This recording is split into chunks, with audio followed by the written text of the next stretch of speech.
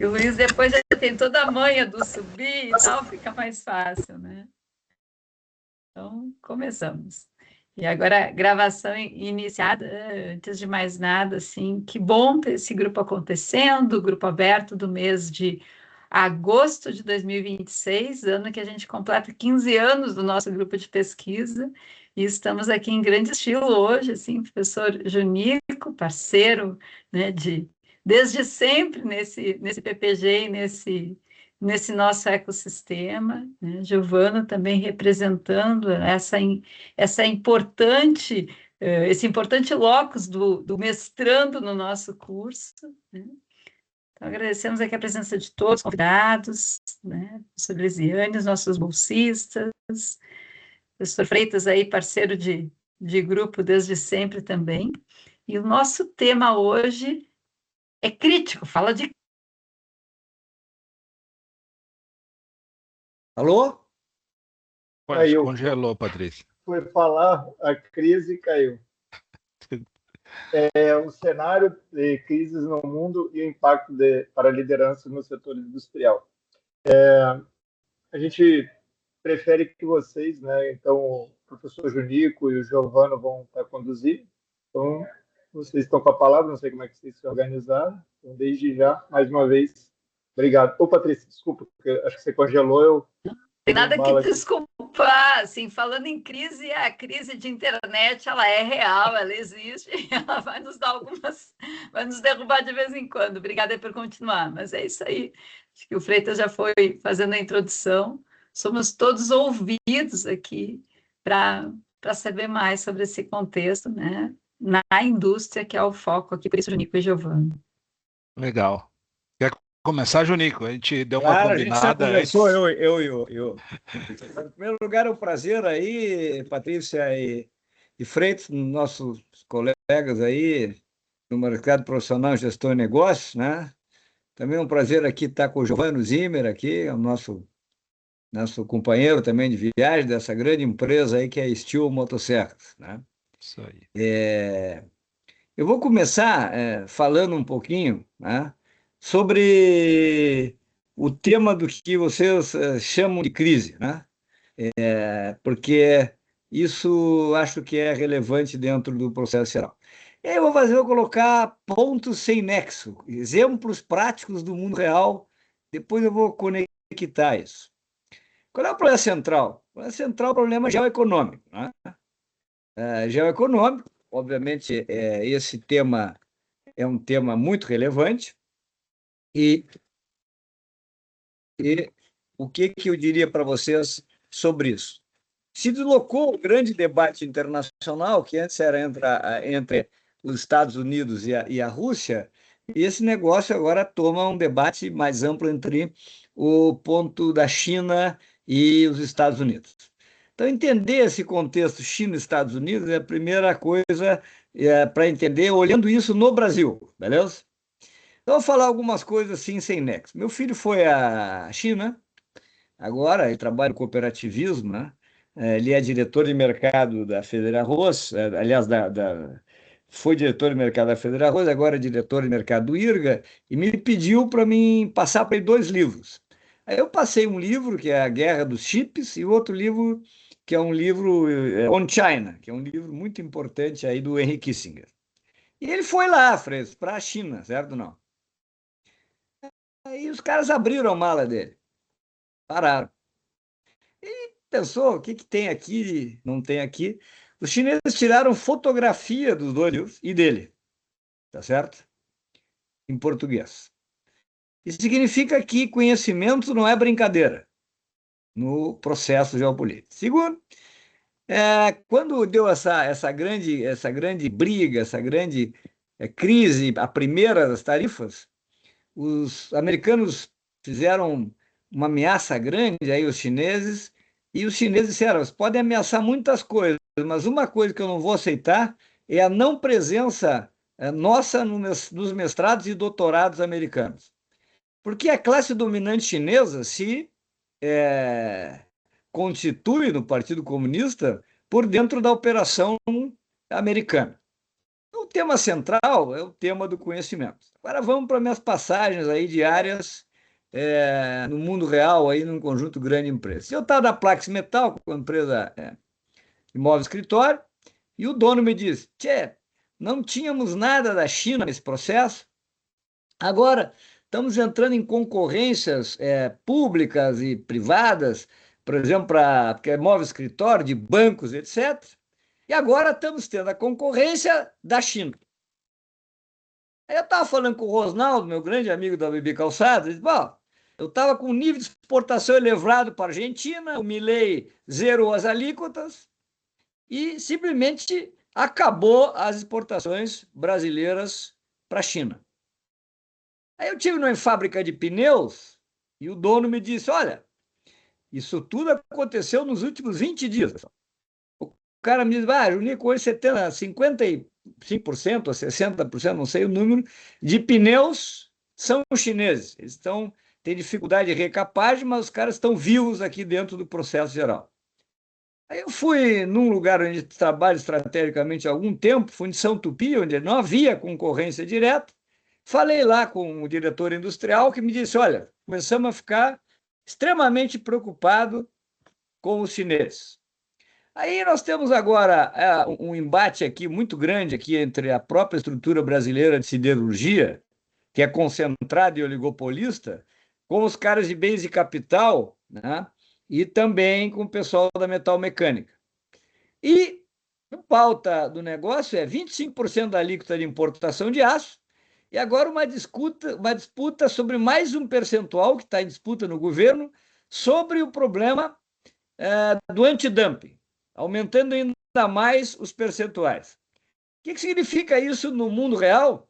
Que nós estamos tendo um processo de desindustrialização brutal e hoje a China representa 35% dos bens de capital brasileiro. Aí você sai para a Renner ou para as indústrias tipo Renner, C&A e Riachuelo, etc. Cai a taxa das blusinhas. Aí eu estava falando com um amigo meu do governo, o segundo maior lobby do Ministério de Desenvolvimento Industrial e Comércio, né, do Brasil é dos chineses. Mas o que os caras fazem, o nosso ministro da Indústria e Comércio? Eles querem alíquota zero. Esse é um lado da bronca, tá certo? Outro lado da bronca é as tarifas americanas. E aí atingem pesadamente o Rio Grande do Sul, porque nós agregamos valor.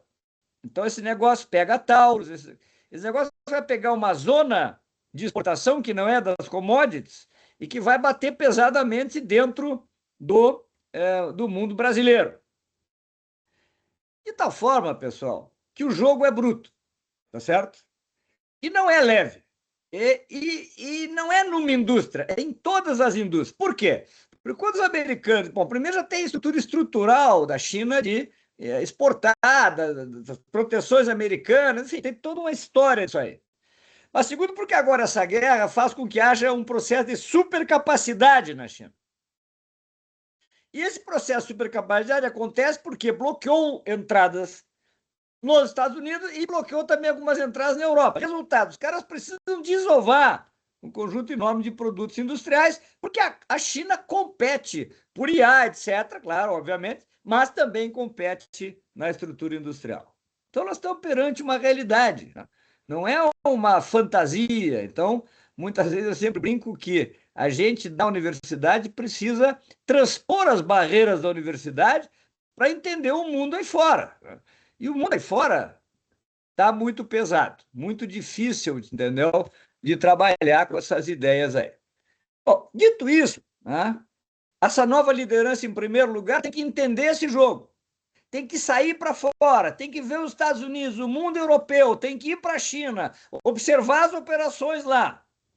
Por quê? Porque de dentro da tua estrutura, a tua capacidade de observação via jornal, ela é boa, etc. Você pode incluir papers, mas o tamanho da bronca é difícil de você imaginar como é que esse troço acontece. E se você tiver empresas transnacionais, como, por exemplo, a brilhante empresa que é a Steel, que é uma empresa alemã maravilhosa, tu também vai ver as lutas internas, da onde os caras vão produzir os produtos. Então, é uma competição intercompany, que também é muito relevante. Dito isso, pessoal, isso é um quadro caótico, mas eu gosto de apresentar quadros caóticos, porque senão parece que tudo é bem comportado. E se é que uma coisa não é bem comportada, nunca foi bem comportado, e agora menos ainda, é o problema da competição. Qual é a solução para isso, pessoal? O que o Brasil deve fazer? Bom, existem, claro, elementos estratégicos extremamente importantes. Nós temos que ter uma política industrial de Estado e não de governo. Vários elementos nossos são competitivos internacionalmente, a Petrobras, a Embraer, o agronegócio. Nós temos fortalezas, por exemplo, hoje nós somos o maior exportador de alimentos do mundo, já estamos passando ou empatando com os Estados Unidos. O Brasil é um país importante, alguns pontos aqui bastante relevantes. Você tem esse negócio da indústria e da liderança industrial. Se a gente não agir, pessoal, nós vamos aumentar a desindustrialização no Brasil a taxas aceleradas. Esse é o pano de fundo dessa conversa toda. E o que eu acho que é importante em recursos humanos? Patrícia Freitas, etc. A pergunta que eu queria fazer, Junico. O importante na área de recursos humanos é entender a área de recursos humanos dentro da economia, tá certo? Qual é o papel da área de recursos humanos na economia? Esse é o ponto de centralidade do debate, mas só que esse é um elemento permanente, não é um elemento de agora, tá certo? E o que acontece? Eu acho que a gente precisa retomar as ideias dos economistas, em primeiro lugar, tá certo? Geralmente a gente discute, eu tinha um professor que fugiu da guerra do Vietnã, né, e que foi meu professor em Santa Catarina, primeiro dia de aula ele botou lá, de um lado Adam Smith, do outro lado Carlos Marx. Então esse debate começa lá com os caras, só que tem um camarada lá atrás que é muito importante, que se chama List. O que o List disse? O List é um alemão, um economista de altíssimo nível, Sistema Nacional de Inovação, que diz, olha, não é só ativo de capital que existe ativo de conhecimento. E esse ativo de conhecimento tem que ser gerado através da estrutura de tecnologia do país. Então, os países têm que se proteger, não infinitamente, mas se proteger por um tempo, com alíquotas, por exemplo, de importação e outras barreiras, para poder fazer crescer a sua empresa. Mas não ficar com essas alíquotas infinitamente. Eu preciso jogar essas alíquotas para desenvolver inteligência dentro do país. E aí, no século XIX, no século XX, os alemães desenvolveram as escolas técnicas, desenvolveram a química, protegendo o Estado Nacional. Então, esse tema do ativo de conhecimento é um tema da economia, tá certo? E enquanto a alta direção não entender que é um tema da economia, não só da economia macro, mas da micro, é difícil de você colocar esse tema como centralidade. Na sequência, o Schumpeter vai dizer, olha, o troço funciona por destruição criativa. Se funciona por destruição criativa, não é verdade? Significa que o capitalismo nunca está em equilíbrio e que você tem que desenvolver uma inovação para quê? Para vencer no mercado. Então, todos os relógios suíços eram de engrenagem e aí os caras inventaram o relógio digital. Todos os carburadores eram nos automóveis e os caras geraram a injeção eletrônica. Ora, como é que você causa disrupções? Com inteligência. E como é que essa inteligência tem que entrar? Ela tem que entrar de maneira organizada dentro da organização. Não pode ser um elemento que, de quando em quando, ele aparece dentro do sistema geral. Alô? Tá caindo aqui, eu não sei se é porque o meu não está funcionando. Estamos aqui. te ouvindo muito bem, Estamos imagem também. Tá. Bom, e o que acontece? Por exemplo, o Brasil. Brasil, mostra a tua cara. Bom, vamos pegar o que dá certo. Há 50 anos atrás, a gente tinha importação de alimentos. Nós importávamos 40% dos alimentos. Aí o Paulinelli, que é um mineiro, mais o Cirne Lima, que está vivo, ele tem 93 anos. Vocês deviam trazer o cara aqui, por exemplo, para ver como é que funcionou uma das coisas mais importantes do Brasil. Semana passada eu encontrei no Bebeto, no Barba Negra, e cumprimentei ele. O Barba Negra é um espetacular restaurante. Eles disseram, vamos estudar para ver como é que vamos usar o Centro-Oeste. Mandaram um monte de caras, agrônomos, veterinários, biólogos, para o exterior, eles voltaram para cá, para debater o nosso problema, não o problema gringo dos americanos ou o problema gringo dos chineses. Resultado disso, toda essa maravilha que é a produção de alimentos nacional, a estrutura que vocês sabem que faz a gente produzir exportação de alimentos no mesmo nível dos Estados Unidos. Como é que isso aí começou? Inteligência Embrapa. Só que inteligência organizada com visão de longo prazo. O velho Bautista, meu grande amigo, que eu sempre choro, né? Ele inventou o Programa Nacional do Álcool, quando nós estávamos num problemaço em 73, 79, com a nossa balança de pagamentos, crise do petróleo.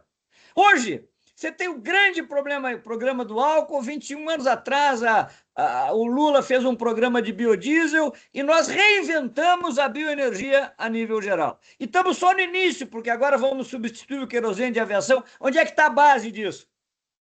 Na ciência brasileira, na tecnologia brasileira e na Petrobras. Então, ou as empresas se organizam no longo prazo para os ativos de conhecimento estarem dentro do processo, ou você não vai ter sequência competitiva. Com o acirramento da competição, ainda é muito mais evidente. No caso da Steel, né, eu conheci o Urso Aero Jocaro. Quer dizer, cara, isso aí é uma coisa dos deuses. Eu sempre vou atrás de gente que faz a diferença. Quando todo mundo na Steel queria botar tecnologia, o Aero diz, cara, tem que treinar esses caras, tem que desenvolver esses caras. Botar o cara na aula de estatística, mas os caras não sabiam matemática e física, eles não tinham o primeiro grau, então vou botar o primeiro grau. A mesma coisa fez o Dawson na CCGL. E aí desenvolveu uma organização, a Steel evidentemente tem inteligência desde sempre, mas desenvolveu uma inteligência dentro dos quadros da Steel. Inteligência essa que permanece, né? O Giovanni vai nos brindar aí com as suas apresentações, mas que tem um DNA lá atrás de alguém que fez a diferença, que não é uma liderança pontual, que diz, olha, agora que lindo, nos amamos e vamos ver o RH. Não é isso. Não é isso. É você colocar o elemento capital intelectual para o jogo geral. Você sabe que eu conheço bem o sistema Toyota de produção, beleza? Eu traduzi para cá o livro do Xingo, do Ono, e, bom, eu aprendi muito com os caras. E eu acompanhei também o movimento do TQC, do camarada Falcone, beleza? Esse é outro exemplo espetacular, né, para mostrar o que também é o ativo de conhecimento, porque é importante entender. O governo brasileiro, num rasgo de inteligência, Freitas, que de tempos em tempos aparece, na verdade, proveniente da Petrobras. Quando os caras querem privatizar a Petrobras, eu digo, tu é inimigo do Brasil. Eu não discuto com o cara. Eu sou ex-Petrobras. O cara não conhece a história, o cara diz um monte de asneira e vai fazer privatizar a nossa inteligência máxima, pô. Tá louco. Então, a Petrobras, que não tinha nada a ver com o pato, propôs ao governo brasileiro, vamos estudar a qualidade. Ele mandou um grupo da Fundação Vanzolini para entender a qualidade americana, que lá tinha Deming, Juran, etc. Mas a qualidade dos Estados Unidos é brilhante, mas é fragmentada. Aí outros caras, como a gente tinha feito o programa nuclear lá, que os milicos fizeram, que foi muito bom lá atrás também, Freitas, nós ainda vamos retomar esse troço nuclear sobre novas bases, porque nuclear é uma energia limpa, não esqueçam isso, né? Tem problemas, é perigosa, mas é limpa. Eles foram estudar o Estudo Brasileiro de Qualidade Nuclear. E o IBQN foi lá estudar os alemães. O alemão é norma, foi importante, trouxe o troço da metrologia, etc. E o Falcone, que naquela época estava na Fundação Vanzolini, da Federal de Minas Gerais, foi estudar o negócio japonês. Só que o Falcone era já doutor em siderurgia, era consultor do Dr. Gerdau, ele era um cara já qualificado do ponto de vista geral. O que ele fez? Ele conhecia a siderurgia foi inventada pelo Getúlio, né? E está lá todo em Minas para poder ganhar politicamente os mineiros, ele entregou a siderurgia, para poder ganhar os paulistas, ele entregou a GM, a indústria automobilística, e foi fazendo negociação para permanecer no poder. Então, o Getúlio, então está lá a Cesita e todas as empresas lá. Então, o Falcone conhecia, né, perfeitamente bem a siderurgia brasileira. E tinha umas plantas japonesas que eram iguais do ponto de vista técnico do que eram no Japão. E ele conhecia as empresas e foi ver. Só que o detalhe é que os resultados de lucro, de produção, etc., da mesma estrutura de bem de capital, no Japão era infinitamente maior. Aí o Falcone se fez uma pergunta, que é a pergunta que os caras de indústria deveriam fazer. Como é que eu tenho exatamente o mesmo bem de capital, a mesma máquina, e eu tiro 4 vezes mais no Japão do que no Brasil? O que faz a diferença? Se os equipamentos são os mesmos, é o ativo de conhecimento. E o ativo de conhecimento é método mais pessoas capacitadas, treinadas. Tem um método, não é um negócio aleatório. O método é um troço importante, está na empresa. E aí se deu um movimento pela qualidade total no Brasil. Ele veio aqui, engajou o Dr. Gerdau na parada, engajou a Petrobras, engajou as grandes empresas, e nós tivemos uma mudança enorme na estrutura de gestão brasileira. Hoje ele dizia, tem que ter vazamento zero, porque custa muito caro demitir e admitir, turnover tem que ser baixo, e aí, etc, etc. Isso fez um enorme bem para a estrutura geral. Mas, de novo, o que eu estou falando aqui? Eu estou falando da velha Penrose, recursos. Eu estou falando da obra de 59, que todo cara de RH deveria ler, o crescimento da firma, sobre os recursos e a geração de serviço pelos recursos. E não são só os recursos humanos, obviamente, tem outros recursos, mas isso faz a diferença competitiva das organizações. Nós temos vários exemplos disso no Rio Grande do Sul, que não estuda, né? Então, você tem a Tramontina. A Tramontina faz máquinas todas que ela produz. A Tramontina faz as ferramentas que produz na cutelaria. É um exemplo fundamental. Ou você vai estudar a Bruning, também você vai ter uma lógica de inteligência. Ou a Fundição Tupi, que vai ter um catatal de doutor. Uma vez eu fui com um cara, que hoje é o CEO da minha empresa, que é doutor, ele assistiu uma reunião na Fundição Tupi e os caras se apresentaram. Gente muito simples. Só que, eu sou doutor disso, doutor daquilo, os caras da engenharia, todos são doutores. Aí no final o menino saiu, né? Ele era de uma cidade do interior aqui, para mim, virou Junico. Pô, que troço estranho, hein, Kitty? Todo mundo é doutor nessa empresa aqui. Se alguém lá nessa região dele resolve botar caras do doutorado, vão achar que esse cara da empresa quer sair para dar aula na universidade. São mentalidades e mentalidades. Certo? Então, eu podia fazer uma longa exposição aqui, dar outros exemplos, etc, etc. Mas voltando ao China e voltando aos Estados Unidos. O jogo é a inteligência. É o capital humano. Toda a direção do Partido Comunista Chinês tem formação de mestrado, doutorado e etc. Tá? Então, Patrícia, era isso que eu queria comentar no primeiro momento. Vamos ouvir o Giovanni, eu vou tentar ver meus problemas de bateria aqui, depois a gente volta. Tá? Muito obrigado aí para vocês e acho que depois... Vamos passar para o principal cara agora, que é o Giovanni. Vou tentar manter a energia, Julica.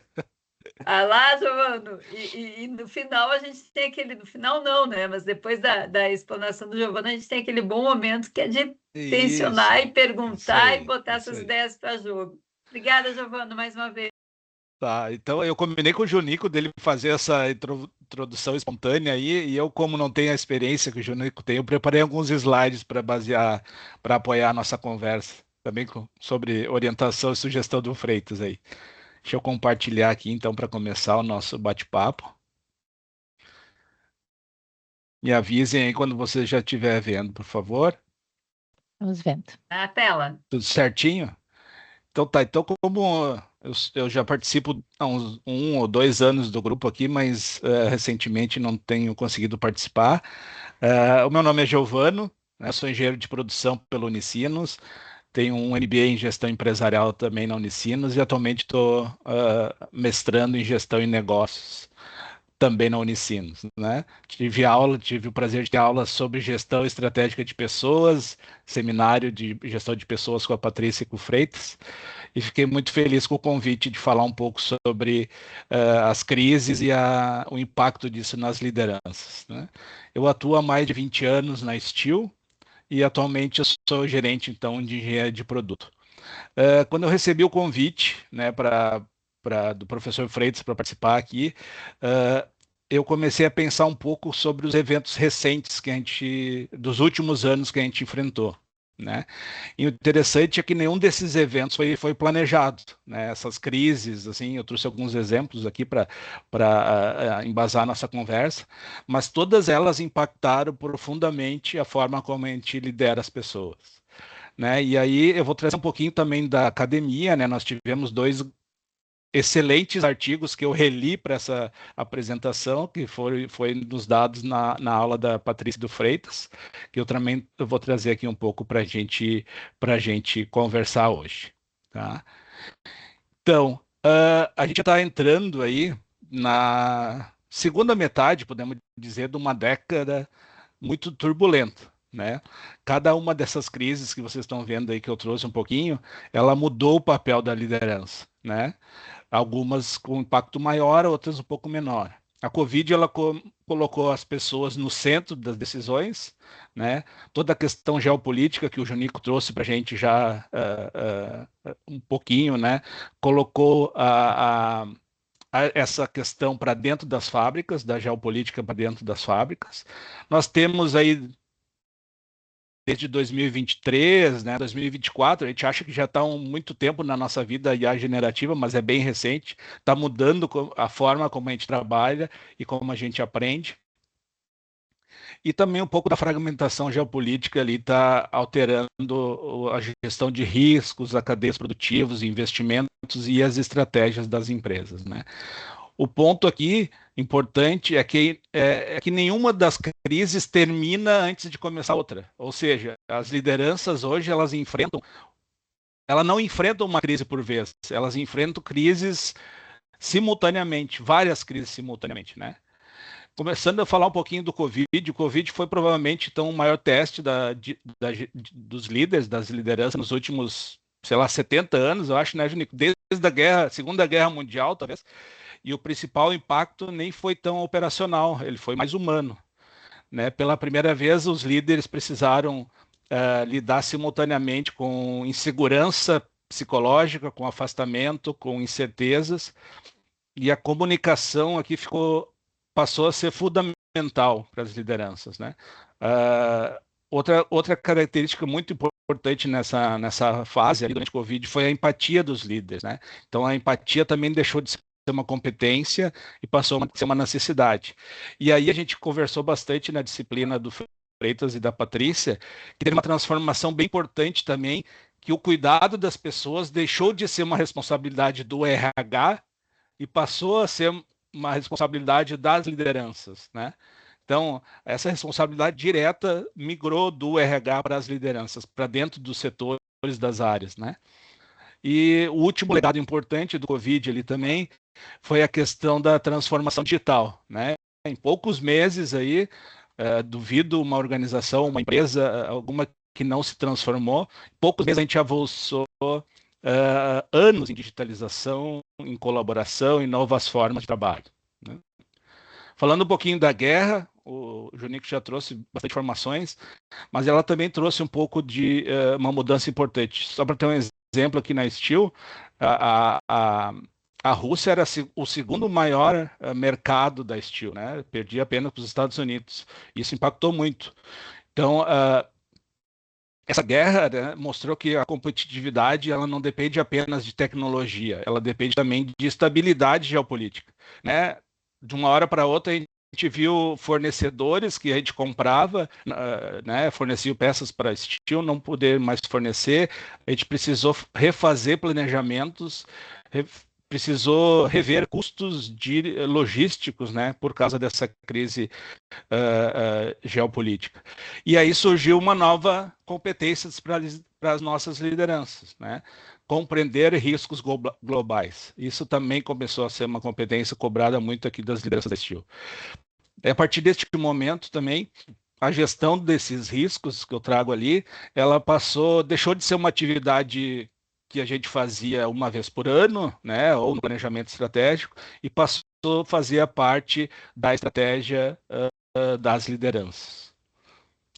Falando agora da nova crise, e talvez seja a mais complexa de todas, né? Porque ela muda simultaneamente toda a forma de trabalhar, a forma de aprender, a forma de liderar, e aqui que a gente vai, na nossa conversa, eu acho que é o ponto focal, é a IA generativa, né? Então, desde 2023, 2024,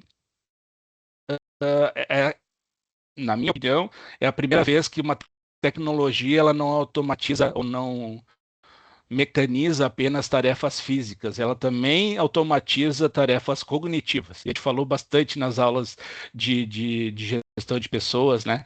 Hoje em dia, com a IA, a gente consegue fazer análises técnicas, pesquisas, apresentações, relatórios, tudo que antigamente as lideranças deveriam fazer por si só. Hoje, a IA está automatizando isso. O que a IA também faz? Ela também democratiza o conhecimento, né? Durante décadas, a experiência, né, Junico? A experiência significava vantagem competitiva. Um engenheiro experiente, ou a empresa que tinha um corpo de engenheiros mais experiente, tinha vantagem competitiva. Hoje, qualquer profissional pode acessar informações, né, na IA que antes exigia anos de experiência. E isso gera também, então, para as lideranças, uma nova pergunta. Como eu consigo desenvolver rapidamente as pessoas que eu tenho hoje no meu time, né, para essa nova tendência global? Porque à medida que a IA evolui, né, a IA generativa evolui, as competências técnicas se tornam, vou usar talvez um termo forte, mas banais, né? Se tornam mais acessíveis, qualquer um acessa. Mas as competências humanas tornam-se mais valiosas. Né? Falando um pouco de novo da fragmentação geopolítica, então, talvez essa aqui é uma dessas 4 crises aqui que seja mais a menos visível, mas também ela está por trás de muitos problemas que a gente enfrenta aqui na Steel. E ela explica, por exemplo, parte da inflação que a gente tem, do aumento de custo que a gente tem, das dificuldades do supply chain, da logística que a gente tem, das disputas tecnológicas. Ou seja, né, ela gera perda de previsibilidade. Né? E aí entra de novo as lideranças. As lideranças, isso exige que os líderes eles monitoram, eles precisam aprender a monitorar constantemente cenários globais, como o Junico falou. Não é só dentro do meu mundinho, da minha caixa. Eu preciso viajar, preciso visitar, eu preciso, como líder, ter isso nas minhas competências atualmente. Então, o que eu percebi fazendo essa análise, né? E aqui até agora eu trouxe a opinião minha, né?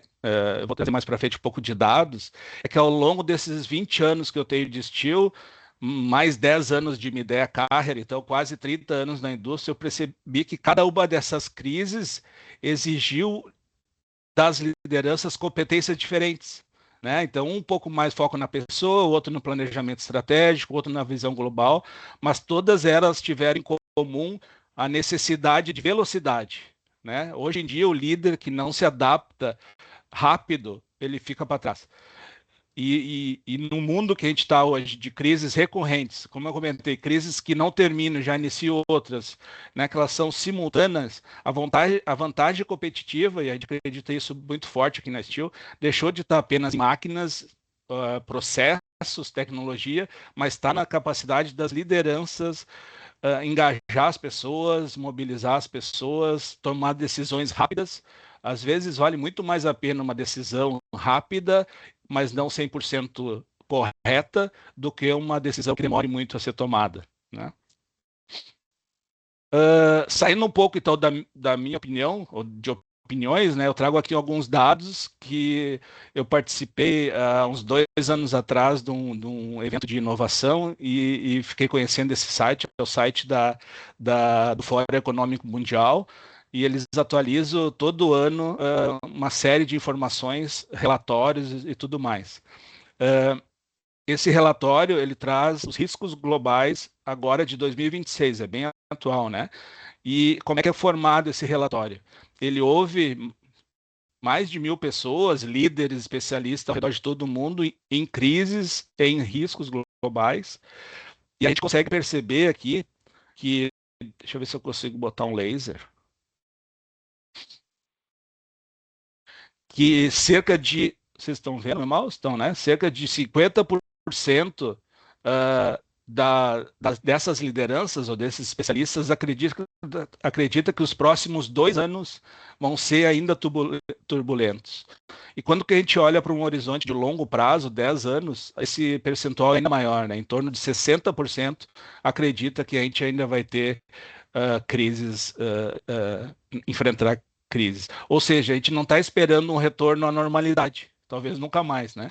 E aí a gente aprende na prática a viver o mundo de instabilidade permanente, que é o tal do mundo VUCA, mundo Bunny, o mundo agora é o mundo Flux, né? Que é fluido, líquido, desconhecido, experimental.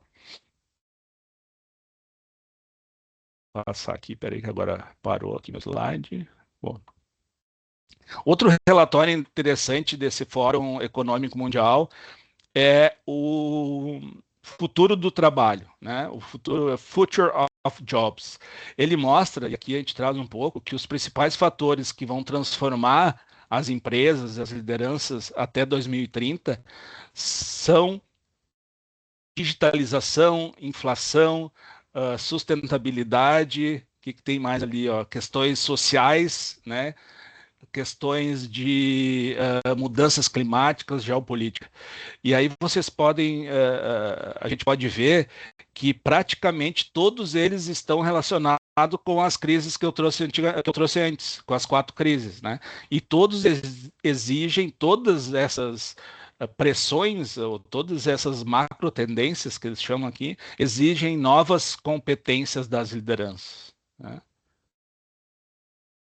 E esse gráfico aqui, eu acho que esse slide aqui talvez seja um dos mais legais aqui, que ele traz que é um dado bem impactante, né? Pelo menos quando eu tive acesso agora e me preparando para essa conversa, é que 39% das competências atuais dos nossos times ou das lideranças, né, precisarão mudar até 2030. Ou seja, 4 anos, né, 4 anos e meio a gente tem que mudar. Imagina o nosso time, a nossa equipe, ou a equipe de vocês, quase metade das competências necessárias para ter sucesso daqui a 4, 5 anos ainda não está desenvolvida.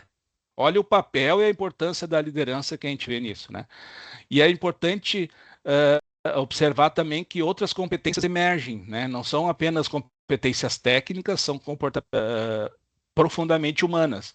Aqui ele traz 6 dessas, né? Então, a bússola moral, que ele chama, né? Que é uma referência moral mesmo, impressão, empatia, comunicação, resiliência, antecipação, etc., né? Então, as crises, elas não mudam a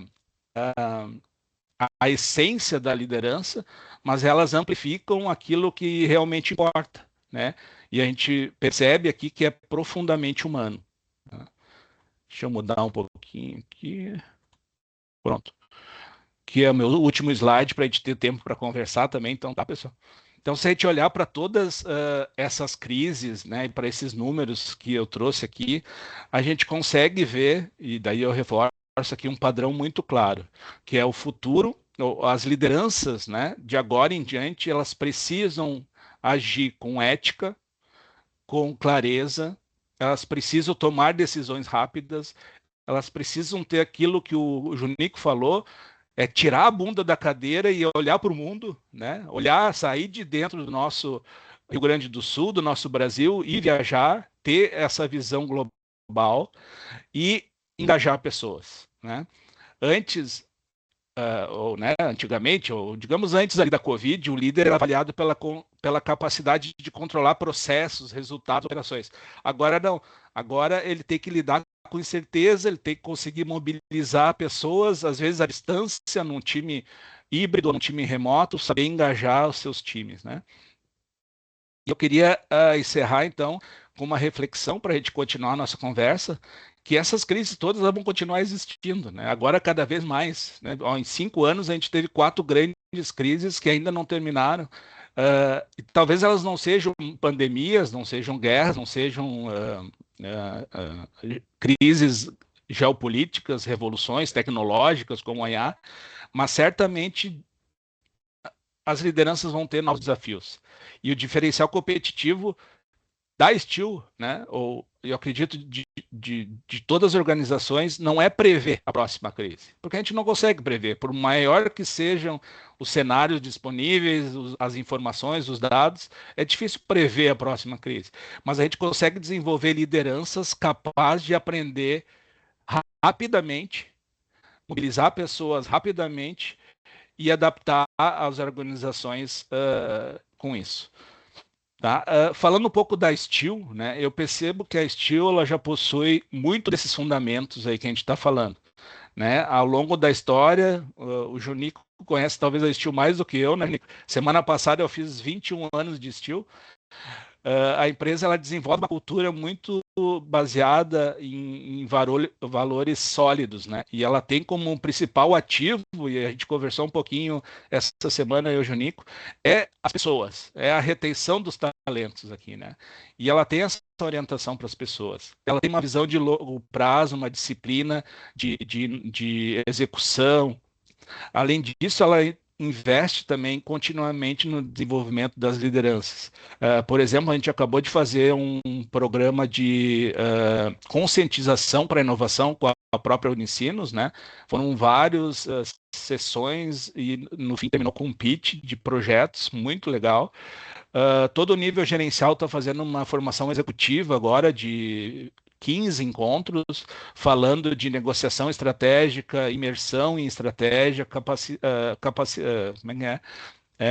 negociação, né? Todos os temas dessa capacitação executiva muito relacionado com o que eu apresentei aqui para vocês de gestão de crise. Era isso, pessoal. Vou deixar um tempinho para a gente conversar, então. Desculpa se eu me alonguei um pouco, mas eu precisava ter um material para me seguir aqui, porque eu não tenho a habilidade ainda que o Junico tem de deixar a gente intertido com essa energia. Maravilha, a gente só agradece aí aos nossos 2 palestrantes que vão abrir debate, né? E acho que não falta assunto para a gente dar continuidade aqui ao nosso grupo, que ele se faz esses momentos de escuta pela fala dos nossos palestrantes, mas principalmente por esse diálogo que a partir de agora vocês estão convidados aí a trazer perguntas, questões para o professor Junico, para o Giovano. Eu queria fazer uma pergunta, mas enquanto o pessoal pensa, não é nem pergunta, mas é uma provocação, Giovano. Da forma como você apresentou e tudo, e entendi perfeitamente. Primeiro, eu queria te agradecer. Né? O cara convida e depois vai colocar o outro no fogo. Mas, assim, e a gente nem combinou essa pergunta. Não, essa a gente não combinou. A IA generativa, se encara ela mais como uma crise ou como uma oportunidade? Como que você tem visto isso na prática também? Porque, assim, não é só a IA generativa, né? A IA, de uma forma geral, generativa, acho que ela ganhou o corpo, né, mais recentemente, mas a gente tem visto outras, vamos dizer assim, outras aplicações cada vez mais surgindo, automação, né? Até mais curiosidade, né? Brincadeira à parte. Como é que você está vendo na Steel e também, obviamente, está aberto para o Junico essa questão? Não, a gente está vendo como uma oportunidade. Eu trouxe como crise porque era o contexto da nossa conversa, mas obviamente é uma oportunidade, né? Nós estamos ainda engatinhando, né? Não vou falar aqui que a Steel está mil maravilhas com IA. Nós temos grupos de IA aqui, né? De que estudo assim, IA em processos, em IA em rotinas administrativas. A gente tem IAs que consultam, como o Junico falou, a Steel é cheio de normas, né? Tem normas locais, normas globais. Então a gente criou IAs que consultam essas normas e trazem de uma forma muito rápida informações que a gente, talvez, uma pessoa com pouca experiência levaria dias para conseguir. Então a gente está vendo isso com certeza como uma oportunidade, Freitas. Junico. A minha opinião, cara, é sempre a mesma do ponto de vista geral. Para ser Moran, é ordem, desordem e complexidade. É tecnologia. Qualquer tecnologia, essa é uma tecnologia disruptiva, é ordem, desordem e complexidade. Mas esse negócio veio para ficar e introduz elementos muito importantes. Por exemplo, limite todo esse negócio é energia, certo? E a energia é um tema que é muita conversa teórica e pouco entendimento da realidade. Sou engenheiro de petróleo e gás. 90% da energia do mundo é petróleo, é gás natural e carvão. E 10% é transição energética. Está avançando? Está avançando. Para tu trabalhar com IA, tu precisa de estruturas que consomem energia para valer. E não só energia, mas outro troço importantíssimo que limita a humanidade: água. Então, esses debates dos data centers, por exemplo, que o governo brasileiro até está, considerando interessante, vamos usar nossa energia eólica, energia solar, mas nos Estados Unidos já existe uma série de questionamentos. Esse é um lado do negócio. Quer dizer, a IA não vem só num lado, a IA é um sistema, então vai ter várias implicações. Do ponto de vista geral, o que os estudos mostram, Freitas? 90% dos projetos de IA, 90% dos projetos de IA fracassam. Só 10% dá certo. Por quê? Porque o problema não é tecnológico só, o problema é econômico. Como é que esse negócio entra nas organizações e, de fato, entrega dinheiro para os resultados dessa organização? Tá? Então, nós estamos trabalhando pesadamente em vários níveis, tá certo? Não tem nenhuma dúvida, né, Giovanni, que eu posso usar e melhorar o DDRP, a programação da produção.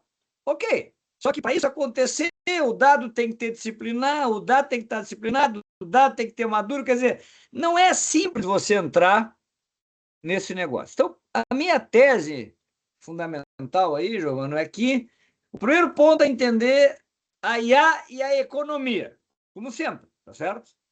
Porque se você não entende a economia, fica muito difícil de você fazer esse negócio andar de maneira progressiva e economicamente viável. Estou falando aqui de operações industriais. Por exemplo, se você comprar um IA de alto nível e botar a fazer as coisas que as pessoas pensam, mas esse troço custa $20 mil, tá certo? Aí o cara vai lá, faz a apresentação de PPT, e-mail, beleza? Essas mesmas coisas podem ser feitas por outra IA de $600. 70% dos problemas práticos podem ser resolvidos com essa IA de $600. Mas se você comprar esse negócio de IA e mandar os caras fazerem sem dinheiro, sem disciplina e sem governança, eles vão usar sempre o troço mais caro. E a organização não suporta esse tipo de negócio. Então a IA, ela tem uma discussão econômica mais geral e ela tem um problema de microeconomia da firma, incluindo aí o problema da governança. Incluindo questões, por exemplo, muito importantes, que é o sigilo de dados, o vazamento de dados. Por exemplo, até um tempo atrás, eu tinha um conhecimento aí, Giovano, hoje eu não tenho, mas as operações de software da Tiro eram fechadas. Nada de nuvem. Por quê? Porque você vai ter que tratar, por exemplo, o trabalho da Petrobras. Tu vai entrar com um negócio de IA, beleza? Tu vai dar de barbada para os caras o nosso conhecimento em água profunda, que é o melhor do mundo, e você vai contratar empresas transnacionais para fazer a discussão de IA porque elas são as melhores do mundo? Percebe? Então, esse negócio de IA, ele tem que ser entendido dentro do business, tem que ser entendido dentro da estratégia da nação. E tem vários elementos e pontos de vista sobre isso. Tá? Agora, se você pegar 20 anos atrás, as 10 maiores empresas do mundo eram de 20 anos atrás, talvez um pouco mais, das 10 maiores empresas do mundo, todas eram de petróleo, a maior parte é de petróleo. Se pegar as 10 maiores empresas do mundo hoje, é tudo plataforma. Então, também tem as consequências da IA, da digitalização na política. Se você pegar os grandes caras dessas empresas, eles não querem mais Estado, por exemplo. Tem vários artigos desses caras, para que Estado? Não precisa do Estado, tudo transnacional. Então, os caras, como tem dinheiro, eles estão tirando a fotografia com os poderosos. No caso dos Estados Unidos, é evidente. É só tu ver o que o Elon Musk operou na última eleição, tá certo? E no caso da China, eles estão do lado do poder também, óbvio. Por quê? Porque essa tecnologia é uma tecnologia disruptiva. Então, não é muito simples, mas o que eu diria? A nova competência a ser gerada na universidade é discutir a IA na economia, na governança, nos recursos, é fazer um programa para mudar a lógica de trabalhar essas coisas acadêmicas que a gente está fazendo aqui, e as empresas enfrentam problemas similares. Então, a IA veio para ficar, a IA é disruptiva, a IA não entra, até agora tem entrado muito mal nos negócios do ponto de vista de dinheiro, a IA transforma empregos, né? A IA tem uma capacidade enorme de você reprojetar organizações inteiras, tá certo?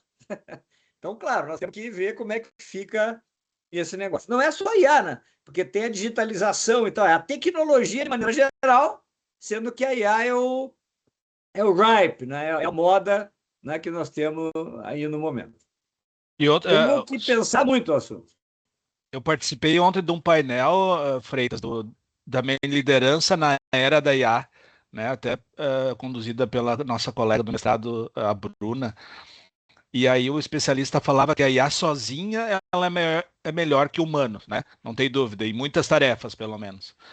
E só que os humanos apoiados pela IA eles superam tanto os humanos sozinhos quanto a IA sozinha, né? E aí talvez nesse sentido a IA seja uma crise para as lideranças atuais, porque elas precisam se adaptar e se desenvolver, especializar, a aprenderem a trabalhar com a IA, né? Desafio. Mas obrigado, Junico, obrigado, Giovana. Vamos abrir aí para mais gente perguntar, tem a vontade de complementar. Eu gostaria de perguntar. Estão me ouvindo? Sim. Estamos. Tá bem legal a temática aqui, até porque é o que eu estou pesquisando, né?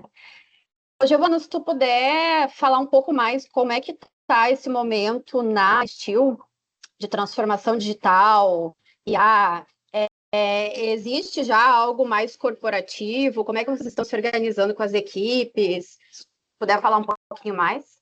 Sim, a gente estávamos vendo muitas iniciativas departamentalizadas para isso, né? E aí a gente percebeu que, assim como inovação, né? Eu sei que meu trabalho, minha dissertação é na área de inovação, então a inovação também era muito departamentalizada, e isso trazia desperdício de dinheiro, de gente, de capacidade, né? Então a gente fez dá para chamar de comitê, né? O comitê de inovação tem uma pessoa aqui, uma ou duas pessoas aqui do R&D que participam e puxam essas iniciativas em toda a Steel. E aí eles reúnem áreas, né? Engenharia de processo, RH, todas as áreas que têm interesse, e aí é feita uma demonstração do que já existe, né? E as áreas trazem as suas necessidades.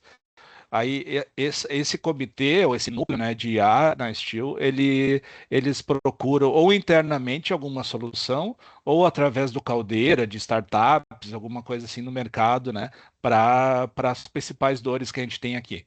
Mas hoje a gente pode dizer que a gente já está organizado a nível de empresa em relação a isso. Legal. Mas no início era cada um indo para o seu lado, cada um usando do jeito que queria, né? Usando às vezes GPT, nosso aqui o oficial é o Copilot, né? Então a gente teve que Porque proibir. gera risco também, né? Daí acontece exatamente isso que o Junico falou, né? Então a gente proibiu, usa só agora o licenciado que é o Copilot, e daí a gente tem já, né, vários agentes que fazem atividades para a gente e basicamente concentrada nesse núcleo de IA que nós temos aqui. Mas aí depois, só uma perguntinha, depois que sai desse grupo, vai para as equipes ou ainda vocês estão só mais nesse grupo? Não, daí vai para as equipes porque esse grupo ele é parcial, ele não é dedicado integralmente a esse trabalho, né?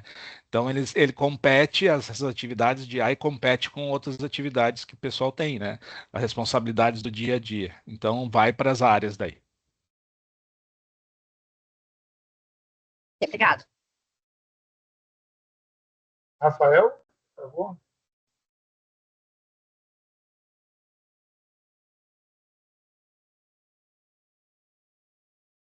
Fechado o Está no mudo, microfone, Rafael. Rafael.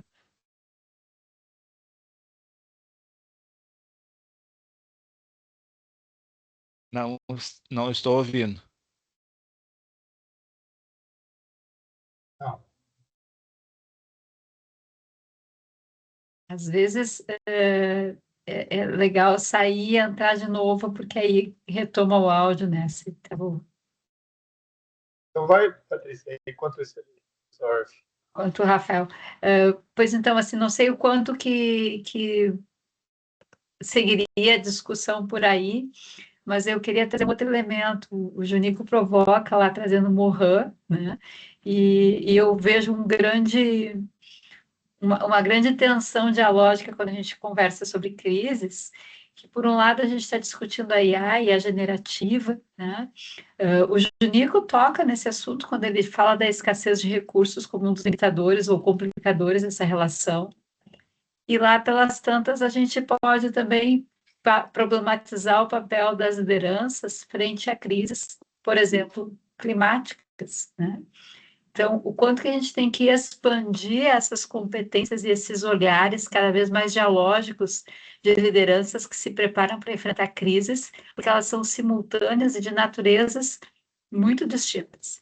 A gente pode estar lá falando de proteção de dados, IA generativa, né? Discutindo quanto que a IA esgota, por exemplo, recursos ambientais e cidades desabando, e eu estou falando, por exemplo, de Chile, Peru, ontem, só para ficar em ontem, né? Não precisamos ir muito longe, precisamos ir voltar a 2024, e isso impacta, sim, liderança e gestão de pessoas. Né? No município de São Leopoldo, em 2024, foram 8 mil negócios diretamente atingidos, e aí isso é papel da liderança, muitas vezes tem que se ocupar de como reabilitar uma fábrica. Eu acompanhei, posso colocar aqui, o grupo em beta, no processo eu estava, em 2024, estava com um curso lá, e o principal trabalho das lideranças era pensar onde que eles iam empilhar algumas coisas, né, e proteger alguns lugares. Enfim, assim, eu estou indo para outro lado, mas estamos falando de crises de naturezas muito distintas, simultâneas, absolutamente num princípio de ordem e desordem, e formar lideranças, eu acho que é colocá-las no estado da arte da IA e no estado da arte de um novo mundo marcado por questões absolutamente primárias na existência. O ponto aqui, para mim, é o seguinte: primeiro, esse troço é todo interrelacionado, Patrícia. Isso aí. E o eixo de centralidade onde o troço estoura é sempre o mesmo: energia e ambiente. Então, esse tema do ambiente está ligado com o tema da energia, diretamente. E, claro, isso envolve uma necessidade, que eu acho que academicamente também é difícil das pessoas se autotransformarem, mas nós devíamos estar muito mais pesadamente no método sistêmico, tá, do que as operações de métodos lineares, porque os métodos lineares não conseguem pegar problemas que têm complexidade. Sobre a história da enchente, eu fiz um esforço pessoal aí, junto com um grupo de pessoas, pelo menos umas 40 pessoas, 50, escrevemos um documento. Esse documento nem ao menos, digamos assim, bom, em alguns lugares ele foi debatido e tal, mas para vocês entenderem o ponto de vista. Primeira coisa que tem que fazer em qualquer fenômeno é entender a natureza do fenômeno. Beleza? Então, qual é a natureza do fenômeno? Só existem duas bacias hidrográficas do Rio Grande do Sul importantes e uma terceira menor, que é a do Guaíba e do Uruguai, e o pequenininho ali do Mampituba, que não é relevante para esse processo. E água não vê município, água não vê região, água não vê estado, água não vê nossa... Água é água, pô! Então, o que acontece? Você entra lá, pega todas as bacias, aquela parte mais alta, aí tem uma energia potencial enorme, o troço desce na redação do Guaíba, aí vai derrubando o negócio, aí o troço chega no Guaíba, que é um lagão, ou o nome que vocês queiram dar, e desemboca, esse troço sai na direção de Pelotas e chega lá em Rio Grande. E só tem uma saída lá em Rio Grande. Para mim tratar um troço desses, tá certo? eu tenho que ter uma autoridade de águas sobre toda a bacia. Sem isso, não tem solução. Mas o que os caras fazem? Eles repetem, tem a Comitê das Bacias, são 17. Não interessa quantas são, a água é a mesma. Aí o município vai responder o problema A. Aí São Leopoldo faz A. Aí eu sempre brinco, bom, o que vai acontecer? Os caras ricos vão dar um jeito nos seus cidadãos, mas lá em Mussum vai passar 200 vezes a água por cima da população. Então, quando você tem um fenômeno que não é um fenômeno trivial, você tem que mudar a metodologia de usar o problema. Por isso que os caras da Holanda resolveram, porque lá tem uma autoridade, porque lá tem finanças, tem dinheiro para aquele negócio continuamente, os caras estudam todo o problema. Eu estou falando aqui de água porque a água toca muito na gente. Só que quando você vai fazer esse debate, você cai contra uma organização que não é sistêmica. O governo do Estado é responsável por isso e aquilo, o município é responsável por isso e aquilo, a federação. Então, as lideranças que têm que trabalhar nisso precisam alterar a mentalidade, a cabeça para pensar o problema. Que, aliás, os alemães, só para terminar, pensaram. E pensaram via Unicinos. Eu não consegui achar os documentos. Tu vê como é que a história também do Brasil é uma porcaria. Um padre escreveu um livro espetacular sobre geografia, e lá, depois daquela de 44, eles durante o período muito longo convocaram os alemães. E os alemães tinham uma longa estratégia de sair da guerra. E os caras vieram tratar o problema da bacia. Sabe o que eles disseram? Esse troço é um problema econômico, geográfico, ambiental. Não é um problema ambiental. E trouxeram gente. Foi daí que saiu esses muros, toda essa operação que está aí saiu dos alemães. Os alemães queriam tratar o problema sistemicamente e colocaram propostas, porque esse troço não é só ambiente, isso é toda a sociedade. Recuperando o tu não consegue recuperar porque eles não estão em lugar nenhum. Mas eles deixaram só colocar um elemento na minha fala, né, que eu acho que vai aí ao encontro que tu está trazendo com brilhantismo da leitura de cenário, enfim. Mas quando eu trouxe a minha reflexão, eu fiquei pensando basicamente, quando a gente está falando de A, né, eu vou pegar o exemplo anterior, a gente vê toda uma mobilização dentro das empresas, né, de guia, de adoção de A, de políticas, de preparação, de gestão de riscos, certo? E o que a gente faz para preparar lideranças em relação a outros fenômenos de tanto impacto quanto esse? Então, a minha provocação era mais nesse sentido, assim. Sem dúvida, Janico, isso é visto, né, não sistemicamente como lá no governo, enfim, como a questão geográfica, mas a gente fez também uma pesquisa na época da enchente, olhando para a liderança e gestão de pessoas, e a questão é que políticas preparam, como é que se discute esse tema para que, em cenários que a gente sabe que não vai demorar mais 40 anos para ter outro evento tenso, essas lideranças e essas organizações trabalhem com o recurso de políticas e práticas para fazer com que esses trabalhadores, né, deem conta do seu fazer, porque senão não vai ter nem gente para tocar IA dentro das empresas. Foi caótico agora. Mas obrigada, assim, por dar esse espaço também de reflexão por um outro lado. Acho que o Rafael tinha caído, voltado, mas a pergunta deve continuar, né, Rafael? Oi. Me escutam agora? Sim, agora sim. Tá, perfeito. Primeiro, queria agradecer e parabenizar ao Janico e ao Giovano pelos comentários, pelas provocações que vocês trouxeram. E eu vou fazer não tem bem exatamente uma pergunta, mas é mais uma provocação também, levando em consideração a minha área de formação. Eu sou sociólogo de formação, né? E estou tentando conhecer um pouco mais o ambiente corporativo, industrial agora, então estou tendo uma visão mais ampla. Assim. E a minha dúvida, tudo que eu ouvi vocês falar, é o seguinte: a gente está passando por múltiplas crises, vamos desde geopolítica até inteligência artificial, né? Isso envolve transição energética, isso envolve a consolidação de um novo paradigma tecno-econômico, se a gente for pegar lá o Schumpeter e tudo mais. E ao se reformular, ou se reconstruir, construir um novo paradigma técnico-econômico, tu tem transformações que também são sociais, culturais, que não são só da tecnologia em si.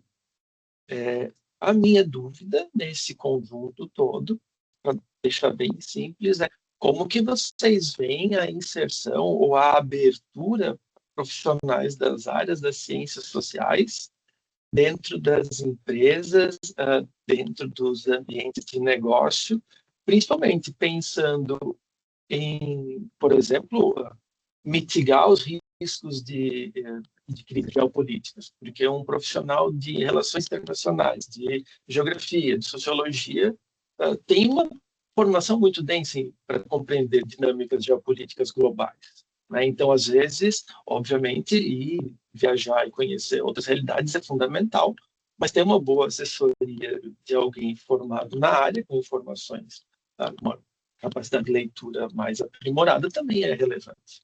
Né? Ou então a adoção de IA e construção desses protocolos, que nem estava mencionando agora. Né? Muitas vezes a gente vê acontecer, pelo menos o que eu tenho lido e visto acontecer, existe um formalismo da norma e ela não, na prática ela não funciona.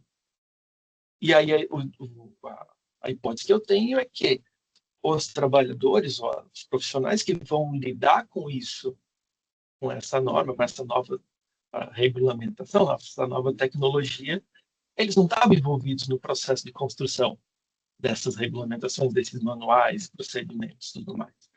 E isso, para mim, perpassa todas essas crises, seja Covid, seja geopolítica, seja gestão do trabalho, né?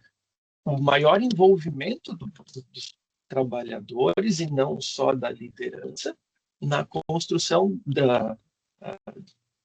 vou tentar simplificar, a construção de cenários futuros, imaginar a partir daquilo que tem e propor soluções a partir dessa construção de cenários.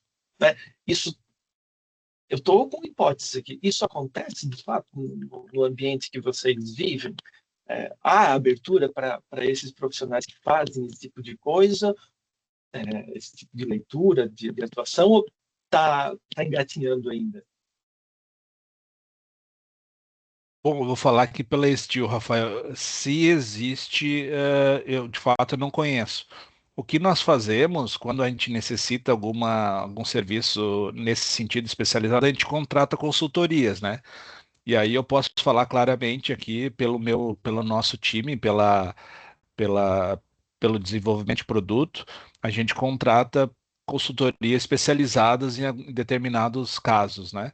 Então, a gente não tem expertise, por exemplo, em agronomia aqui na Steel, mas eu preciso de um projeto que necessita desse conhecimento. Então, a gente está, inclusive, com um projeto em andamento, e a Carla, que trabalha comigo, falou isso no início. A gente contratou a Unicinos, que tem um corpo, né, extenso e vasto, com essas capacidades, com agrônomos, com, né, estudantes de, sei lá, engenharia ambiental, para fazer uns estudos nesse sentido. Isso a gente trabalha bastante, né? A gente contratou agora também uma consultoria para ajudar no planejamento estratégico, por exemplo, montar a estratégia de inovação da Steel, né? Então a gente vai atrás desses profissionais através de consultoria. O que nós temos aqui. Oi, fala, Freitas. Desculpa. Não, desculpa, achei que era mas tu concorda comigo que todas essas crises e tudo mais, fragmentação geopolítica, guerra, Covid, são profundamente demandam compreensão do fenômeno humano e dos grupos sociais, disputas, interesses, né? Então, não seria além, óbvio, de ter essa função, e pensando em formação de liderança, a liderança não teria que ter, além dessa consultoria, um apoio, uma formação também nessa área, pensando em novas habilidades e competências. Sim. É de se pensar. Eu acho que é muito boa a tua colocação e a tua provocação, assim. Hoje não tem mapeado, assim, pelo menos eu não conheço, tá? aqui na Steel Brasil. A gente tem alguns comitês internacionais, tal, talvez eles pensem nisso, né? Mas de fato eu não conheço. Não sei, Juni, se tu tem alguma experiência com outras empresas. Em primeiro lugar, dizer, Rafael, que se sociólogo não fosse importante, nós não teríamos o príncipe do presidente do Brasil durante 8 anos. O doutor Fernando Henrique Cardoso. Sim, sim. Então, não se trata de ter ou não ter importância dentro do pensamento da reflexão nacional e internacional. Obviamente que, do ponto de vista da reflexão nacional e internacional, esse negócio é muito importante, a sociologia. Mas, na nossa formação, né, de engenharia, que é geralmente quem comanda as empresas industriais, o contato com as ciências sociais é um contato periférico na formação geral. E a mentalidade que se cria quando você tem uma discussão periférica, não só sobre sociologia, mas também sobre antropologia, que é um outro negócio importante, a área das ciências, digamos assim, sociais, entre aspas, que vai entrar mais pesadamente, sempre vai ser economia. Então, quando o sociólogo é um sociólogo que está debatendo economia, a probabilidade desse cara ter mais importância nas empresas é grande. Se você fizer um estudo dos CEOs e pegar a formação dos caras da indústria, vai encontrar pouquíssima gente de sociologia, se é que tu vai encontrar alguém. Então, isso aí não está no imaginário das empresas industriais. Menos ainda no técnico capitalismo, né? Porque aí o negócio é muito mais complicado, né? Porque aí você tem essas grandes empresas internacionais de plataformas, cujo domínio não é trivial, porque esses caras eles aprenderam, eles acham que se tu for empreendedor e tu for muito grande, tu pode comandar tudo, pode comandar a sociedade, dizer como é que é a política, destruir os estados nacionais. Então, é um embate pesado a nível das organizações. Se os trabalhadores, aí é uma questão mais específica, têm ou não têm importância nas empresas, aí a resposta é sim, tá certo? Por quê? Porque você tem muitas empresas que fazem experimentos relevantes. Não são maioria, mas são relevantes. Te dar um exemplo. A GM, que não é uma empresa pequena, ela defende a diversidade, tá certo? Ou seja, pretos, pessoas com problema de locomoção, índios, gays, etc. É formal da organização. Eles têm uma tese. Quanto maior a variedade, quanto maior a diversidade, melhor o resultado e o desempenho da organização, porque é exatamente o que vocês falaram aqui no meio do caminho. Aumenta o grau de empatia geral na organização. Então tem cego, tem mudo. Como é que tu tira um cego de casa e leva para a indústria? Só que ninguém estuda a GM. Mas ela está aí. Ela funciona dessa forma. Então, para te dar um exemplo de uma empresa bem grande, né, bem grande, que tem esse tipo de preocupação. Existem outras empresas em diferentes níveis que trabalham esse tipo de questão. E aí eu te diria que não é só os trabalhadores, porque você tem os sindicatos, as negociações sindicais. Cara, isso acontece. De vez em quando os sindicatos se juntam com os sindicatos empresários, se juntam com os sindicatos de trabalhadores para fazer algumas operações para defender a sua indústria. Isso na Alemanha, por exemplo, é mais do que normal e os caras fazem todo o tempo, então isso é um tema antigo. Mas sim, tem entrada das ciências sociais, digamos assim, nesse nível de conversa. Isso eu vejo não só como uma possibilidade, como também um campo de estudo relativamente legal. Agora, se você quiser, digamos assim, saber na administração, aí eu acho que a gente tem um pouco mais de formação na área social. Mas eu não diria que nós avançamos tanto, talvez, quanto deveríamos, por exemplo, em sociologia, em antropologia, e esse negócio é fundamental. Estava numa empresa transnacional, estilo da Steel, com operações no México. Enorme dificuldade, tá certo? No México, eu estava fazendo assessoria para essa empresa aí, enorme dificuldade dos caras, enfim, entrarem dentro do jogo. Aí eu chamei o número 1, o CEO da época, e disse: Tchê, lê o Darcy Ribeiro. Aí o cara, tu tá louco? Eu digo: não, lê o Darcy Ribeiro, tu vai entender a matemática. Porque o Darcy Ribeiro diz que na América tem 3 tipos de povos, tá certo? Tem o povo novo, que é o Brasil, que é um intercruzamento de raças e sexual tremendo, tá certo? Onde não tem português, quando os portugueses chegaram aqui, era português e índias, não houve, a primeira portuguesa que chegou aqui deve ter sido em 1750 e um pouco depois, quando chegou o imperador. Então não existe essa figura do português típico, exceto em algumas situações, tá certo? É só basta ver Casagrande Senzala, etc, etc. É um povo. Que é o povo da matriz dessa empresa. Então a gente está acostumado a falar diretamente, a conversar com os trabalhadores e tal. Você tem o povo transplantado, que são os americanos. O que é o povo transplantado? Esse livro Darcy é genial, os caras deviam.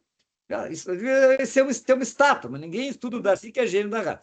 O transportado, ele vai com a família, entendeu? Ele chega lá, ele é colono, cara. É como os gringos de Caxias, é como os alemão, entendeu? Eles chegam com a família, pá. Isso não tem nada que ver com a ideia do povo novo brasileiro.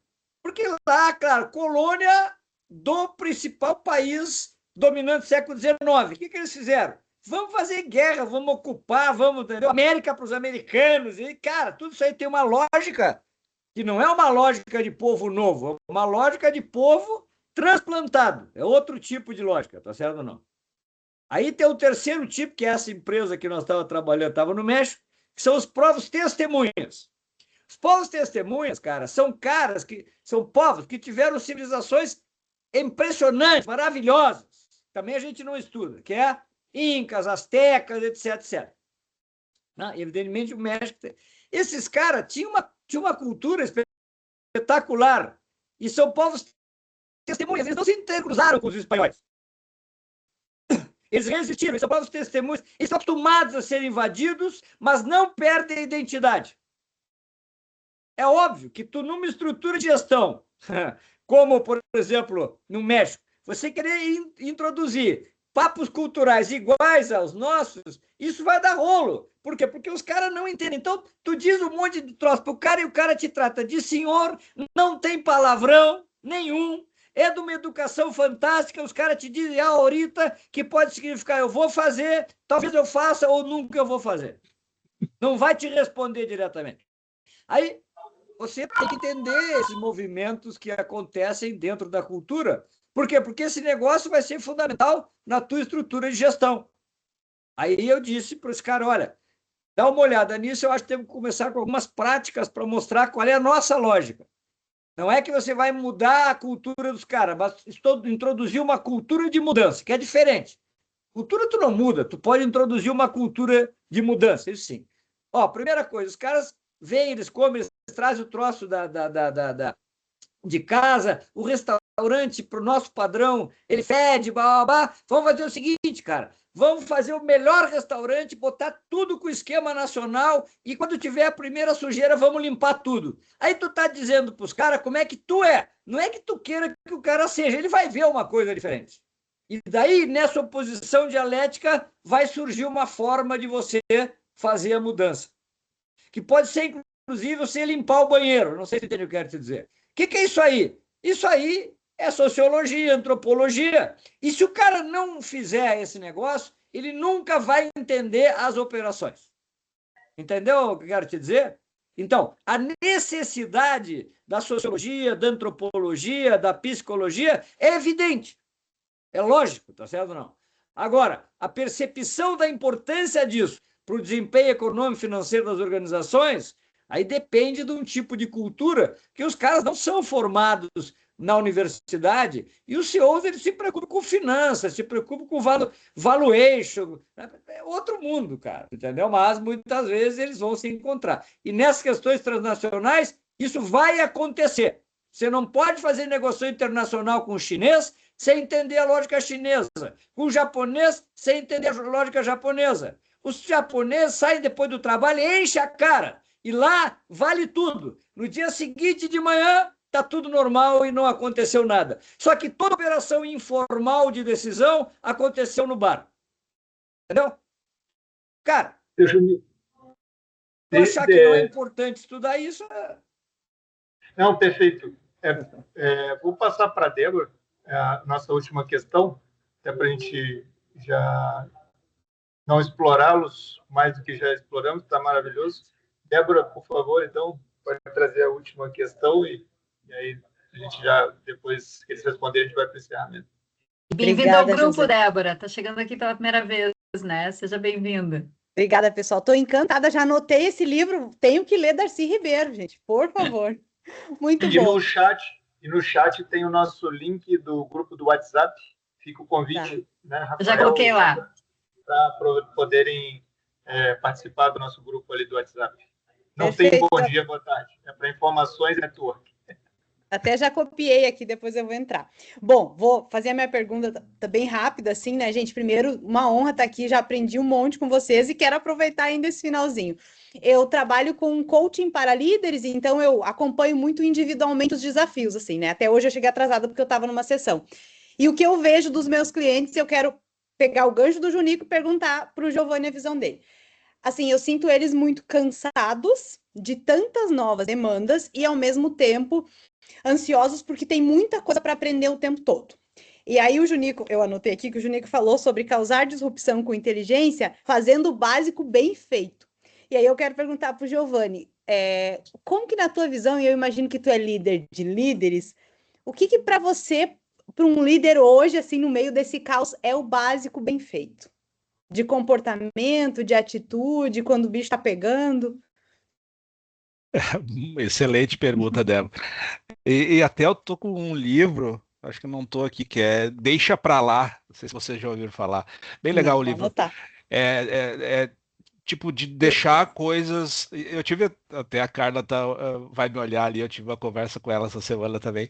A gente tem que saber priorizar as coisas, né? Principalmente nesse mundo de muitas demandas, né? Essa correria e tal. Se a gente não priorizar as coisas, e aqui na STO a gente tem muito claro assim as responsabilidades e as atividades de cada um, né? Só que obviamente que surgem novas demandas, né? E o líder ele busca, tipo, a gente está falando aqui de várias novas competências, né? Como é que eu vou conseguir me desenvolver nessas novas competências se eu tenho que entregar a minha rotina, né? A gente aprende muito, eu aprendi mais em uma disciplina no mestrado, a ambidestria operacional, a ambidestria da liderança, né? Que tu tem que justamente pensar nas tuas entregas, porque ninguém é contratado. Até estava conversando com um ex-aluno também no mestrado, que é um fã do Junico Jefferson, né, Junico? Ele Saúde e falou, paz. a gente não é contratado para entregar inovação, a gente é contratado para entregar resultado, né? Não vamos ser hipócrita aqui e dizer que a gente quer entregar inovação, a gente quer entregar as coisas bonitas de ar. A gente tem que entregar resultado. A indústria ela vive de resultado. E o que acontece, a gente tem visto também no meu time, nas equipes próximas aqui, as lideranças, né? E eu tenho 4 coordenadores no meu time, eles muito preocupados em atender essa nova necessidade de novas competências, de pensamento estratégico, de olhar para o futuro, se inteirar globalmente, e também entregar o básico. Entregar bem feitos os projetos, né, a análise de custo, os investimentos. Então, é um balanço diário que a gente faz, e aí a gente, como líderes, né, e eles têm que saber dosar isso e definir ou transparecer para os seus liderados uma segurança de que eles vão ser cobrados pelo básico, né? Eles vão ser cobrados por entregas bem claras, definidas, seja no perfil de cargo, seja nos alinhamentos semanais que a gente faz aqui na equipe, né? Nas reuniões de planejamento.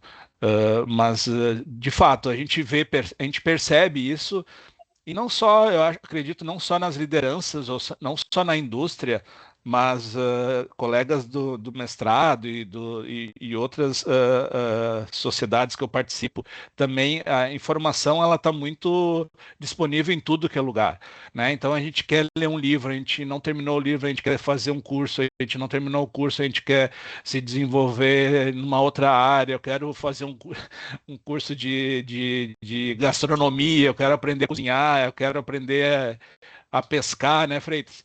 Então, são muitas atividades ao mesmo tempo que esgota a pessoa de fato. né? Não sei se eu respondi a tua pergunta, mas a gente tem percebido esse esgotamento, né, das pessoas, assim. Respondeu sim, Deixa, priorização. Está deixa eu anotado te aqui contar já. uma história aqui para tu ver o meu ponto de vista sobre isso aí, né? O negócio que eu tenho mais orgulho é quando eu vejo um cara que eu ajudei a desenvolver e ir muito longe. Não foram poucos, tá certo? E os métodos não são sempre os mesmos. Mas um ponto relevante disso no mundo é o seguinte: vou te dar um exemplo meu. Eu sou um especialista em tema Toyota, sistema de produção, esse troço todo, e começou a entrar esse negócio de digitalização. Aí um dia eu parei num lugar aí, parei num canto para tomar um vinho e fiquei pensando, cara, se eu não for para esse negócio de digitalização, plataforma, não tinha IA ainda, né? Eu não posso dar aula na universidade, tia. Eu tenho que fazer outra coisa. Posso continuar dando aula aí do sistema Toyota, fazer consultoria na minha empresa.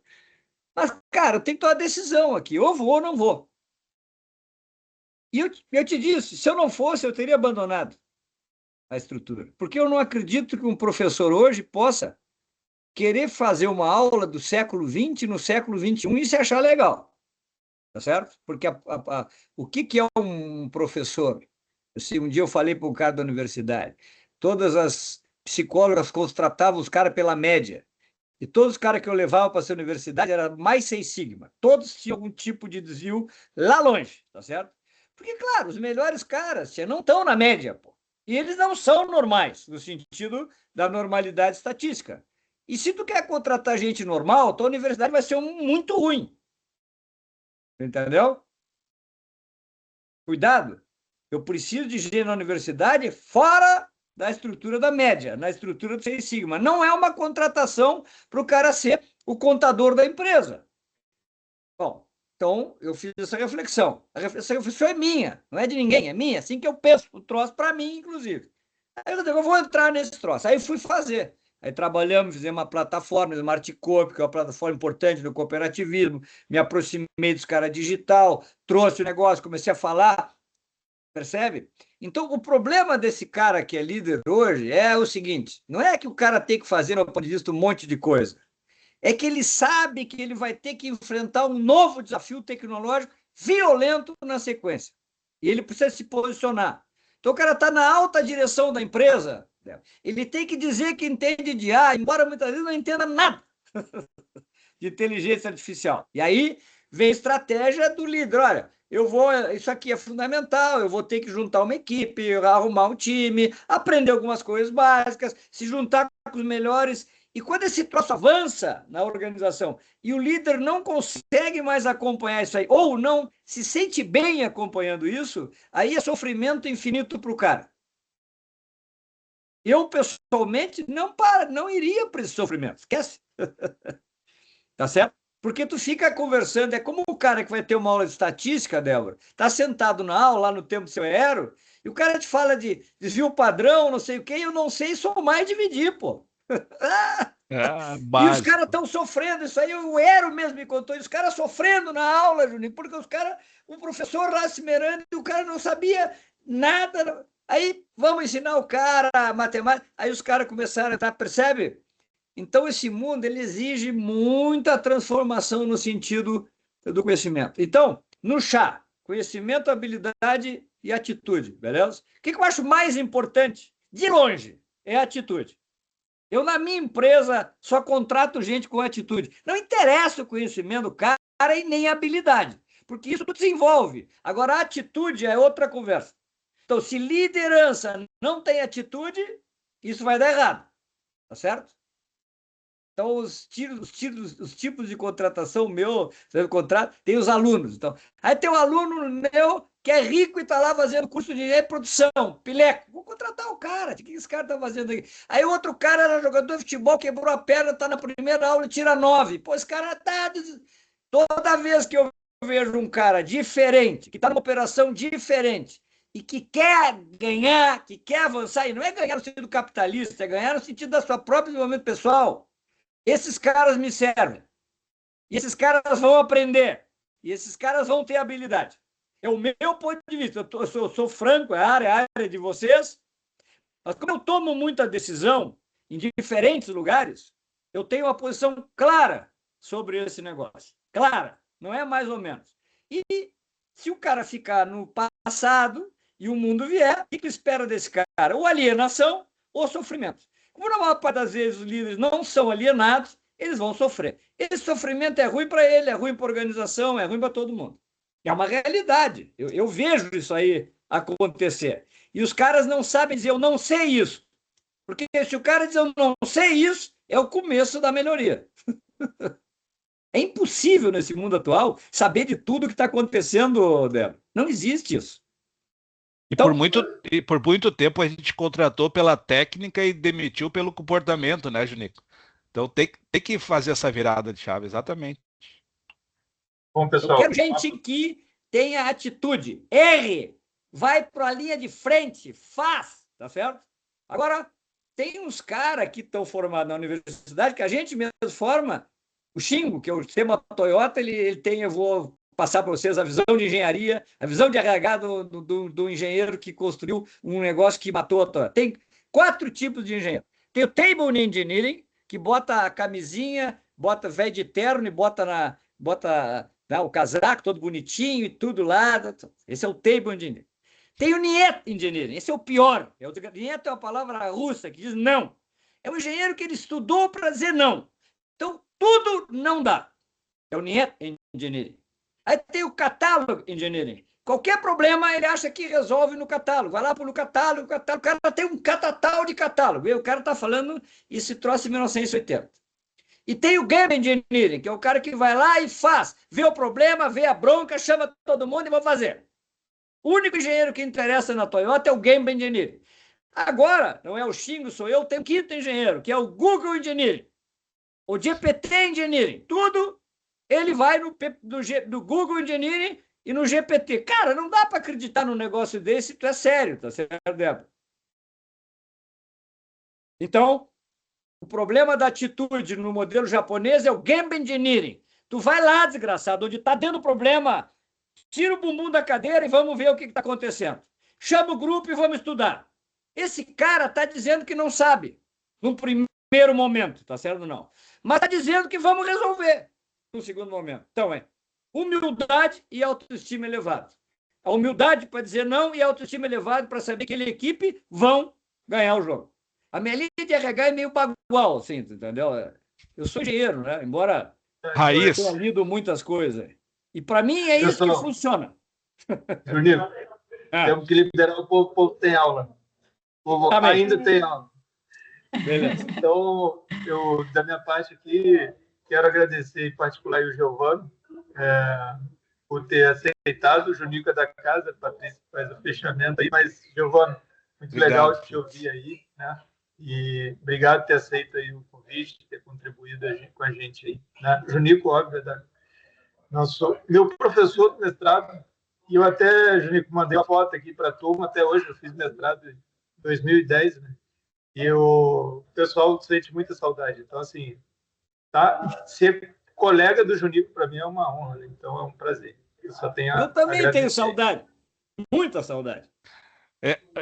Freitas, semana que vem eu faço 20 anos de engenharia de produção, eu tive aula com o Junico. Então é uma honra eu dividir essa conversa com ele. Muito obrigado pelo convite, Patrícia e Freitas, e pela parceria, Junico.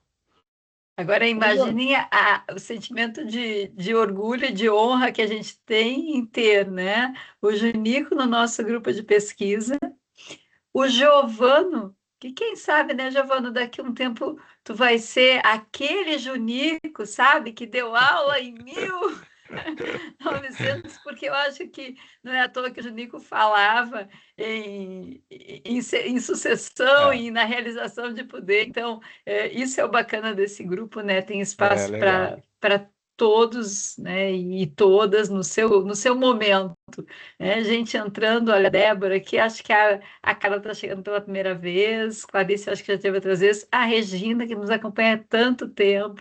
Então, muito obrigada, assim, aos nossos queridos palestrantes, Giovano, né, por abraçar o desafio de estar do lado do Junico, por entrar nesse grupo RH que tanto te ama, né, teu engenheiro mais amado no RH, por todo esse nosso coletivo aqui, bolsistas, né, colegas, Freitas, a Lise também estava aqui, enfim. Agradecer também bom. a Carla e ao João Pedro também, que trabalha com a João gente, né? Pedro, olha Tá só, aí, chegando no primeira grupo vez também, tá aí também. Que participando. legal, que legal. Ô, Freitas, já fez a foto? Quer falar, João Pedro?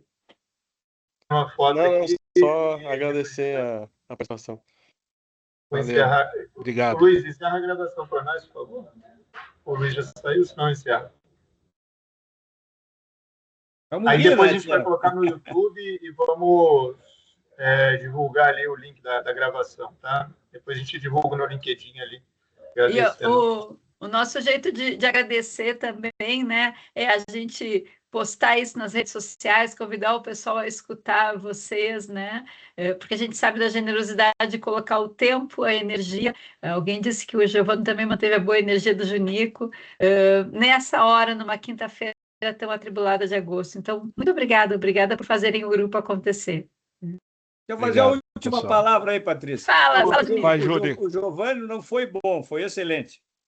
Ele trouxe contribuições muito interessantes, que inclusive eu vou pedir aquela lâmina que tu fez lá, Giovanni, que eu achei que aquilo ali é uma contribuição genuína, bem importante, bem legal. Gostei muito mesmo, fantástico. Eu Obrigado. esperava diferente também, né? Pode deixar que eu aluno, né, Junico? eu te mando a lâmina, Junico. Isso. Tá legal. Giovanni vai mandar a Abraço. lâmina e uma pergunta minha depois, Junico, mas agora a gente encerra, mas eu tenho curiosidade de umas coisas que você falou aí, você me manda uma referência para eu dar uma estudada também, tá bom? Sim, sim, e com todo prazer. Tá bom. Valeu demais. Valeu, Eu adorei obrigado. as lâminas também, tá, Giovano? Ó. Boa, obrigado. Abração. Até mais, gente. Tchau, tchau. Boa noite, pessoal. Boa noite. Boa noite.